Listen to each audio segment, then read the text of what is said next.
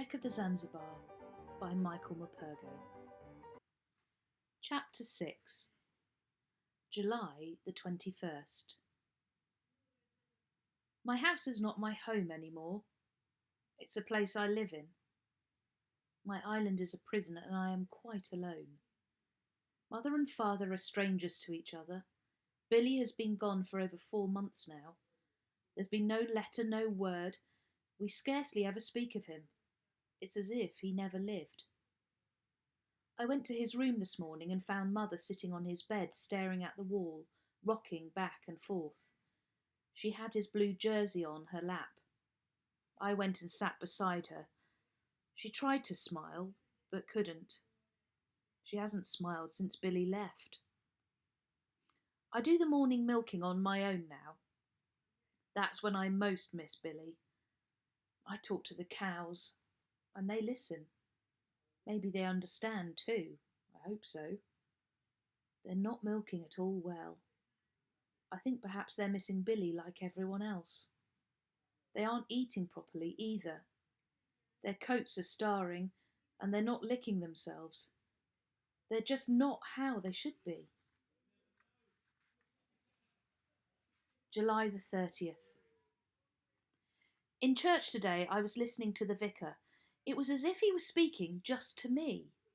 He said we mustn't hope for anything at all in this life, only in the next life. I think I understand what he means. You only get disappointed if you hope. Every night, like tonight, when I've finished this, I lie in the darkness and hope and pray that Billy will come back. I pray out loud, just in case God can't hear me hoping.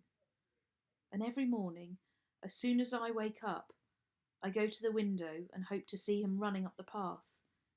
But each day he isn't there makes even hoping more hopeless. July the 31st. Even my other hope has come to nothing. I hoped that, with Billy gone, I might at last be allowed to take his place in the gig. I finally plucked up courage enough to ask the chief. He said I had to ask father.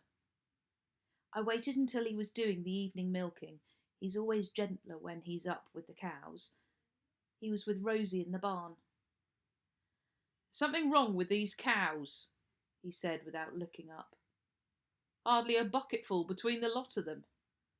Go on like this, we're in real trouble, real trouble. They've not been right, none of them. Not since Billy left. None of us have." His eyes were filled with tears when he looked up at me. "Mother's right," he said. "It was my fault Billy went away." No, it wasn't," I said. It was Joseph Hannibal." It was only half the truth, and father knew it. He went back to his milking. I asked him then what I had come to ask him. I knew I shouldn't, but I had to. He was on his feet at once, shouting at me. Rosie kicked out in alarm and the bucket went over. "Is that all you ever think about?" he roared. "Your brother's run off to sea. Every cow I've got is sick. It's these cows that put food in your belly, girl. You know that?"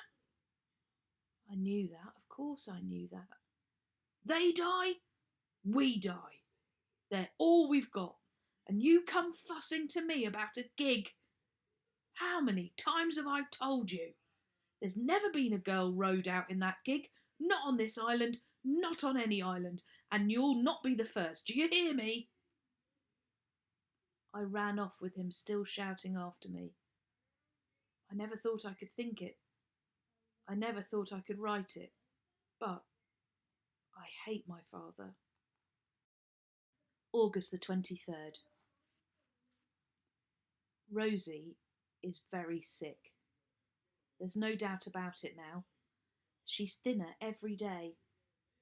She's stopped milking entirely. We sell what we can, a little, to everyone. Until now the cows always made enough milk for the whole island. We're the only people with milking cows. They rely on us for their milk. They always have done.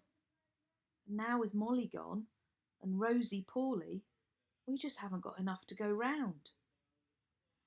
We've still got celandine and Petal, but Petal's not in milk and celandine's giving precious little. Father says if anything happens to either of them, we're done for. All we can do, he says, is to hope and pray for a wreck. So that's what I'm doing.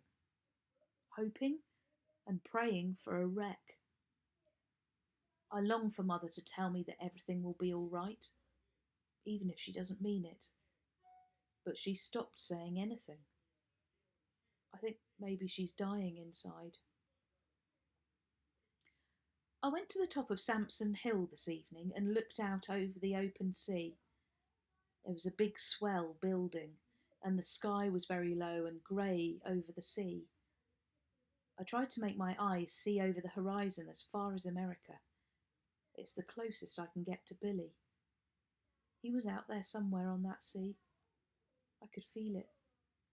I could feel he was still alive, and I was suddenly happy in spite of everything. I just wish he would come back home. If only he would, then everything would be all right again. I'm sure of it. September the 6th. A great storm is gathering. The sea's huge, the sky's full of anger. We went to fetch Granny May this morning. Her roof looks as if it might blow off at any time. She didn't want to leave. She didn't want to be a trouble. Mother paid her no heed, and we took an arm each, and we brought her home. All day we huddled together around the fire in the kitchen, trying not to listen to the howling outside. Father saw the cows today. He shut them in the shed now, out of the storm. It's a high tide tonight. Father says there'll be flooding. The sea will pour in across from Great Porth and make another island of us. It's happened before. On nights like this, when I was little, I used to go into Billy's room, climb into his bed, and we'd talk till morning. We could pretend that we weren't frightened, and if we pretended hard enough, then we weren't. Now I sit alone on my bed and listen to the roar of the storm outside and the whistle of the wind in the windows, and I am afraid. I can only think of that sea pounding over our little island, trying to suck us down and sink us forever. I am so afraid. Where are you, Billy? Where are you? Why did you go and leave me?